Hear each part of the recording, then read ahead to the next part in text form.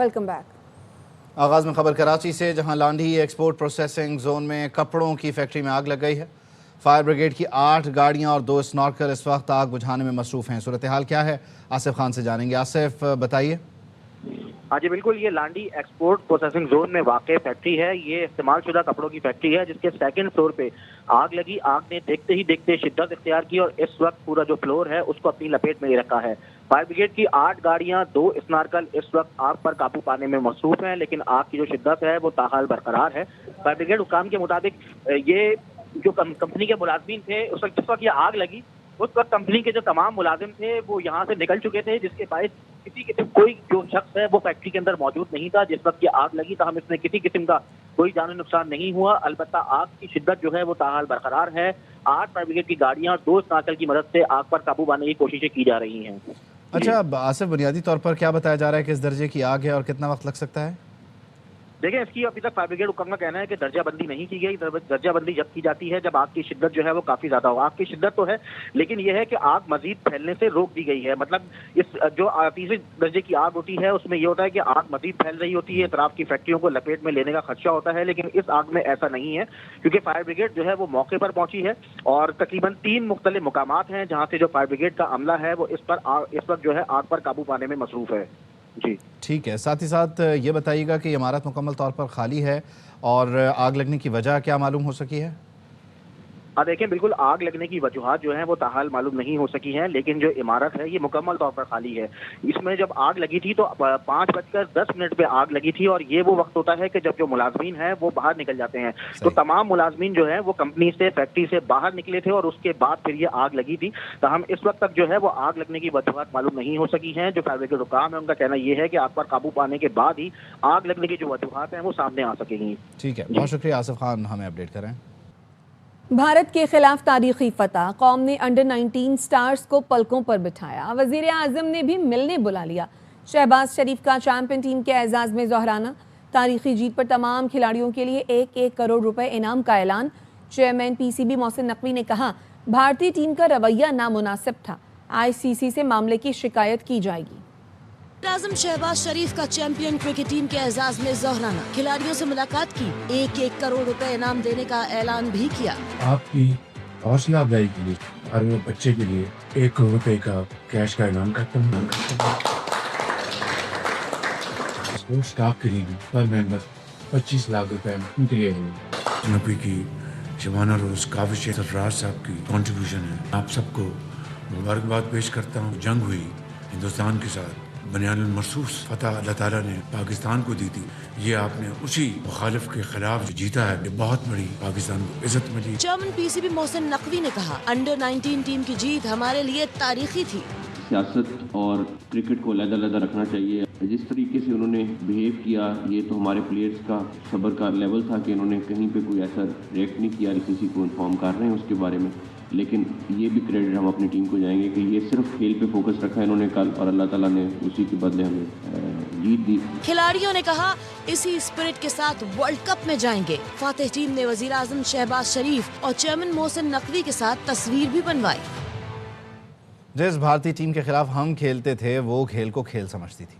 Pakistan under 19 team के mentor Sarfaraz Ahmad कहते हैं, भारतीय टीम ने फाइनल के दौरान नामुनासिब रवैया अपनाया। अपनी टीम को समझाया जीत का जश्न मनाना है, लेकिन तमीज़ और क्रिकेट की स्पिरिट नहीं भूलनी। तो जरूर खेला इंडिया के अगेंस्ट, लेकिन उस इंडियन टीम के अगेंस्ट खेला था जो कि क्रिकेट को क्रिकेट समझते हैं। बाहर बैठ के मैंने देखा जो उनका बिहेवियर था वो गेम के हवाले से बिल्कुल अच्छा नहीं था, और जो जेस्चर उनके प्लेयर ने किया आई थिंक वो बहुत गैर मुनासिब था। मैंने अपने प्लेयर्स को ये बोला कि हमने सेलिब्रेट करना है, लेकिन तरीके से करना है। जैसे वो कर रहे हैं हमने वैसे नहीं करना, क्योंकि हमने एक स्पोर्ट्समैन स्पिरिट दिखानी है। वो जो कर रहे हैं वो उनका अपना फेल है, वो उनको करना। अंडर 19 एशिया कप में भारत को चारों शाने शिरकत करने वाले हीरोज़ का वतन वापसी पर शानदार इस्तकबाल। जूनियर टीम को कौम ने पलकों पर बिठा लिया। सख्त सर्दी में भी क्रिकेट लवर्स बड़ी तादाद में इस्लामाबाद एयरपोर्ट पहुंचे। खिलाड़ियों को हार पहनाए, फूल बरसाए, पाकिस्तान जिंदाबाद के नारे लगाए।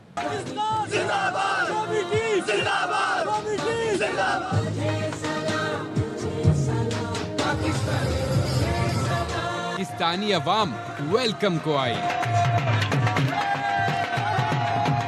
अंडर 19 एशिया कप की चैंपियन टीम के इस्लामाबाद एयरपोर्ट पर पुरतपाक इस्तकबाल। رات گئے اسلام آباد کی سخت سردی میں لوگوں کے جوش اور ڈھول کی تھاپ نے لہو گرما دیا۔ دبئی سے واپسی پر جہاز میں انڈر 19 ٹیم کے کھلاڑیوں نے کامیابی کا کیک کاٹا، مسافروں سے مبارکباد بھی سمیٹی۔ ایئرپورٹ پر سی ای او پی سی بی، اسلام آباد پولیس حکام اور وزیر مملکت خزانہ نے کھلاڑیوں کا استقبال کیا۔ ایئرپورٹ سے باہر نکلتے ہی شہریوں کی بڑی تعداد نے کھلاڑیوں کو گھیر لیا، سیلفیاں بنوائی، ہار پہنائے، پھول برسائے، پاکستان زندہ باد کے نعرے لگائے۔ اسلام آباد میں وقفے سے بارش کا سلسلہ جاری، موسم سہانا، سردی کی شدت میں اضافہ ہو گیا۔ مزید جانتے ہیں اے آر وائی نیوز کی نمائندہ فرح ربانی سے۔ فرح بتائیے کیسا موسم ہے اس وقت؟ شہر اقتدار کے موسم کی اگر بات کریں تو فائنلی وہ گھڑی، وہ وقت آ گیا ہے جس کا سب کو بے صبری سے انتظار تھا، اور وہ ہے سردیوں کی بارش۔ 2 روز سے یعنی کل اور آج بارش کا سلسلہ وقفے سے جاری ہے، جس نے شہر کو خوبصورت بھی بنا دیا ہے، ٹھنڈا بھی بنا دیا ہے۔ اگر بارش کے انتظار کی بات کریں، ایک تو سردی کے لیے انتظار تھا اور دوسری جانب انتظار اس لیے کیا جا رہا تھا کہ موسم خاصا خشک ہو گیا تھا، خشک سردی ہو گئی تھی جس کے باعث بیماریاں بڑھ رہی تھیں۔ تو فائنلی موسم جو ہے وہ سرد ہوا ہے، بارش والا ہوا ہے، تو شہری اس موسم سے لطف اندوز بھی ہو رہے ہیں۔ چمن کے اطراف پہاڑی علاقوں نے سفید چادر اوڑھ لی، خشک سالی کے بعد بارشوں نے لوگوں کی خوشی دوبالا کر دی۔ اختر گلفام کی رپورٹ۔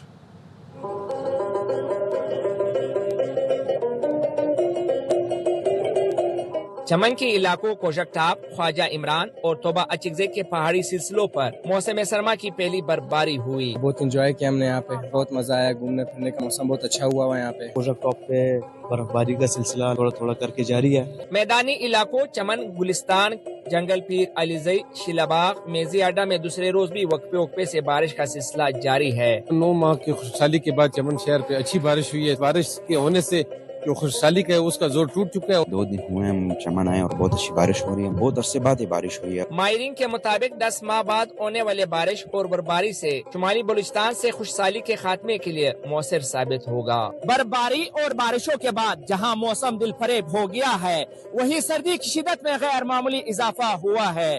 کیمرامین آیات اللہ کے ساتھ Akhtar Gulfam, A R Y news, Kozak top, Chaman. Governor Sindh Kamran Tessori نے مولانا فضل الرحمان کے لیے خصوصی طور پر حلیم تیار کی، خود گھوٹا لگایا، تمام مسالوں اور لوازمات کے ساتھ حلیم کی پلیٹ مولانا کو پیش کی۔ مولانا کو حلیم خوب پسند آئی۔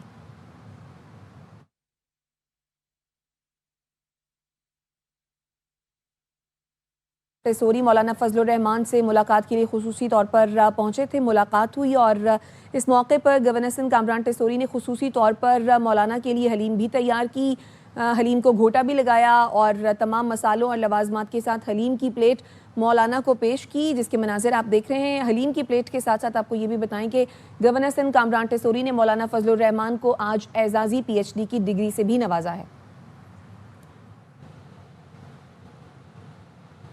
واپس آئیں گے بریک کے بعد، ہمارے ساتھ رہیے۔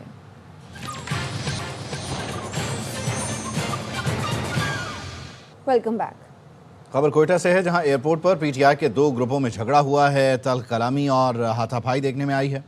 پی ٹی آئی کے 2 گروپوں میں یہ جھگڑا آج 3:30 بجے ہوا، مناظر آپ اپنی ٹیلی ویژن سکرینز پر دیکھ سکتے ہیں۔ سالار کاکڑ اور داؤد شاہ گروپ سابق ایم این اے امجد نیازی کے استقبال کے لیے یہاں جمع ہوئے تھے، اور بنیادی طور پر دونوں گروپوں میں یہ جھگڑا امجد نیازی کو اپنی اپنی گاڑی میں ساتھ لے جانے پر ہوا۔ البتہ ایئرپورٹ سیکیورٹی فورس اور سول ایویشن اتھارٹی کی جانب سے مداخلت کر کے ان دونوں گروپوں کو یہاں سے باہر نکال دیا گیا۔ کچھ دیر امجد نیازی کو لاؤنج میں بٹھایا گیا، ٹھہرایا گیا، اس کے بعد ایئرپورٹ سے انہیں بھی روانہ کر دیا گیا۔ کوئٹہ ایئرپورٹ پر یہ صورتحال رہی، جہاں پی ٹی آئی کے 2 گروپوں میں جھگڑا ہوا، تلخ کلامی، ہاتھا پائی، اور یہ آج سپہر 3:30 بجے واقعہ پیش آیا۔ بنیادی طور پر سالار کاکڑ اور داؤد شاہ گروپ کے ارکان سابق ایم این اے امجد نیازی کے استقبال کے لیے جمع ہوئے، اور دونوں گروپس میں جھگڑا اس بات پر ہوا کہ امجد نیازی ان کے ساتھ گاڑی میں جائیں گے یا پھر دوسرا گروپ کہتا تھا ان کے ساتھ گاڑی میں جائیں گے۔ اس بنیاد پر جھگڑا ہوا، تلخ کلامی، ہاتھا پائی ہوئی۔ پھر بعد میں ایئرپورٹ سیکیورٹی فورس سی اے عملے نے مداخلت کی، دونوں گروپوں کو یہاں سے روانہ کر دیا گیا۔ پہلے معافی بعد میں بات، وزیر اطلاعات نے پی ٹی آئی کو مذاکرات کا فارمولا بتا دیا۔ اے آر وائی نیوز سے گفتگو میں کہا، پی ٹی آئی معذرت کے ساتھ شرمندگی کا اظہار کرے کہ آئندہ دفاعی اداروں کے خلاف مہم نہیں چلائے گی۔ गालम गलोच करने और इदारों के खिलाफ बयानियाँ चलाने वाले सोशल मीडिया अकाउंट से खुद को अलग करे, फिर नेशनल डायलॉग की बात करे। मुज़ाकरात की एक ही सूरत है, पहले माफी मांगे, माजरत करें, शर्मिंदगी का इजहार करें और कहें कि हम दिफाई इदारों के खिलाफ कैंपेन नहीं चलाएंगे। फौजी क़यादत और मुल्की सालमियत के खिलाफ बयानियां है, उसको तर्क करें। जो बाहर अकाउंट्स ऑपरेट हो रहे हैं, जो मुल्की सालमियत पे सवाल उठाते हैं, गालम गलोच करते हैं, उनसे अपने आप को डिसोसिएट करें तो ठीक है, फिर बात करते हैं और माजरत करें कि जी हम ये गलत बयानियां पे चल रहे थे, हम एक ओवरऑल नेशनल डायलॉग चाहते हैं मुल्क की बेहतरी के लिए। वफाक खैबर पख्तूनख्वा में गवर्नर राज का शौक पूरा कर ले। तर्जुमान के पी हुकूमत शफी जान कहते हैं, सूबे में ऐसा कौन सा गैर कानूनी काम हो गया जो वफाकी वज़रा गवर्नर राज का मुतालबा कर रहे हैं। दरअसल वज़ीर आला सुहेल आफरीदी इनके आसाब पर सवार हो गए हैं। दावे से कहता हूँ वफाक ने ऐसा कोई एडवेंचर किया तो नाकाम होगा। वफाकी वज़रा की ये ड्यूटी लगी हुई है, सुबह से शुरू हो जाते हैं, प्रेस कॉन्फ्रेंस की एक सीरीज होती है, सबके अगर समरी निकालने आखिर में यही था कि या तो खैबर पख्तूनख्वा में गवर्नर राज लगाया जाए और या तहरीक इंसाफ पे पाबंदी लगाने का यह मुतालबा कर रहे थे। खैबर पख्तूनख्वा में ऐसा कौन सा गैर आइनी गैर कानूनी काम हो गया जो ये गवर्नर राज का मुतालबा कर रहे हैं। सोहेल आफरीदी साहब इनके असाब पे सवार है। सोहेल आफरीदी साहब की क़यादत में सूबा आगे बढ़ रहा है, यहाँ पे गवर्नर राज का मुतालबा करते हैं। बेशक ये शौक अपना पूरा कर लें, हम गवर्नर हाउस का और गवर्नर का मुहासरा भी करेंगे, आप देखेंगे ये मिस एडवेंचर साबित होगा। मुल्क की मईशत का एक और संग मील अबूर, ज़र मुबादला के ज़खायर मार्च 2022 के बाद बुलंद तरीन सतह पर पहुँच गए। आदाद शुमार के मुताबिक मजमूई ज़र मुबादला ज़खायर की सरब 10 करोड़ डॉलर तक पहुँच गए। स्टेट बैंक के पास ज़र मुबादला के ज़खायर 15 अरब 90 करोड़ डॉलर रिकॉर्ड किए गए। मुल्क की दरामदी सलाहियत 2.5 माह से तजावुज़ कर गई, जो फरवरी 2023 में 2 हफ्ते से कम रह गई थी।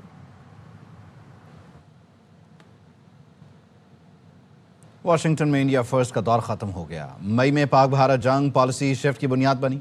अमरीकी अखबार वाशिंगटन टाइम्स ने पाक भारत जंग के बाद की कहानी बयान कर दी। लिखा, पाकिस्तान की अस्करी कारकर्दगी ने ट्रंप को हैरान कर दिया। फील्ड मार्शल सैयद आसिम मुनीर सदर ट्रंप के इनर सर्कल के स्टार बनकर उभरे। पाकिस्तान को खित्ते की पॉलिसी में मरकजी सुतून करार दे दिया गया। चेयरमैन पीपल्स पार्टी बिलावल भुट्टो कहते हैं पाकिस्तान ने अपनी खुद मुख्तारी का दिफा किया और वाज़े अस्करी कामयाबी हासिल की। दुनिया पर वाज़े किया, आजमाइश के वक्त पाकिस्तान मजबूत, बावक़ार और मुनज़्ज़म अंदाज में खड़ा है। हमें मौशी चैलेंजेस, इलाकाई गैर यकीनी और तेज़ी से बदलती दुनिया का सामना है। Father President Asif Ali Zardari once stood where you stand today. Here you learned that discipline is not punishment, it is freedom. Freedom from chaos, freedom from doubt, and freedom to lead when others hesitate. We face challenges, economic pressure, regional uncertainty, and a world changing faster than ever before. Pakistan has never lacked courage, Pakistan has never lacked resilience, and Pakistan has never failed when its people stood united. Pakistan defended its sovereignty and secured a clear military success. It reminded the world that Pakistan stands firm, disciplined, and resolute when tested. Saudi Arab ने field marshal Syed Asim Munir को आला तरीन कौमी एजाज़ King Abdul Aziz medal of excellent class से नवाज दिया। Chief of defence forces Syed Asim Munir से सऊदी वज़ीर दिफा शहजादा खालिद बिन सलमान ने मुलाकात की। इलाकाई सिक्योरिटी, दिफाई ताउन और स्ट्रेटीजिक शराकत दारी पर तबादला ख्याल किया गया। दोनों मुल्कों ने इलाकाई और आलमी अमन के लिए स्ट्रेटीजिक ताउन मज़ीद मजबूत बनाने का आज़म ज़ाहिर किया। ISPR का कहना है सऊदी क़यादत ने फील्ड मार्शल सैयद आसिम मुनीर की पेशा वराना सलाहियतों और स्ट्रेटीजिक विजन की तारीफ़ की। फील्ड मार्शल ने खादिमुल हरमैन शरीफैन और सऊदी क़यादत का शुक्रिया अदा किया। एजाज़ को पाकिस्तान और सऊदी अरब के देरीना ताल्लुकात का मज़हर करार दिया।